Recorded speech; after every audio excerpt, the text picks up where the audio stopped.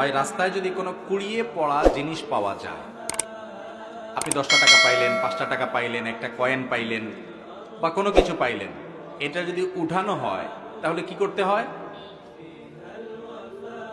কি করতে হয় বলেন?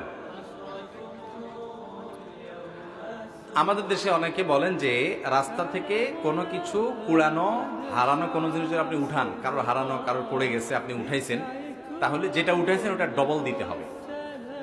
এরকম একটা মাসালা আপনারা শুনছেন না শুনেন নাই? এই মাসালাটা কেউ একজন বানাইছে যাতে করে কেউ ভয়ে আর কারোর টাকা পয়সা না তোলে। নেক উদ্দেশ্যে কিছু জাল হাদিস তৈরি হয়েছে, তার মধ্যে এটা একটা। বুঝতে পারছেন? অথচ কোরআন হাদিসে কোথাও কথা বলা হয় নাই। তা আপনি এক কাঠি আগ বাড়িয়ে কেন এরকম নিজের মন গড়া মাসালা বলবেন? এটা জায়েজ নাই, গুনাহের কথা। এ ধরনের কথা বলা যাবে না।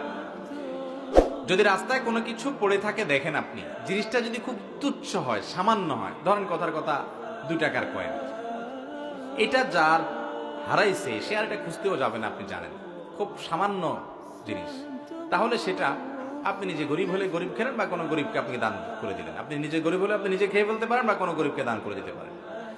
আর যদি জিনিসটা দামি হয়, ধরেন আপনি 1000 টাকা পাইছেন, 2000 টাকা পাইছেন, মূল্যবান কিছু পাইছেন, যেটার মালিক এটাকে খুঁজে বেড়াবে আপনি জানেন, তাহলে সেক্ষেত্রে এটা নেওয়ার পর আপনার দায়িত্ব হলো চতুর্পাশে ভালো করে ঘোষণা দেওয়া, ভাই এই জায়গা আমি কিছু টাকা পাইছি, কার হয় নিয়ে যাবেন।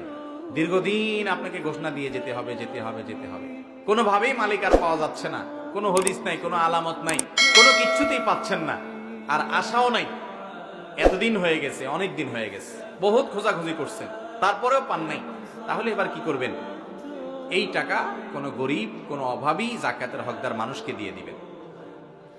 ওই ব্যক্তির তরফ থেকে, যে আল্লাহ এই টাকার যে মালিক, তার তরফ থেকে আমি দান করে দিলাম, সবটা তার অ্যাকাউন্টে জমা হবে।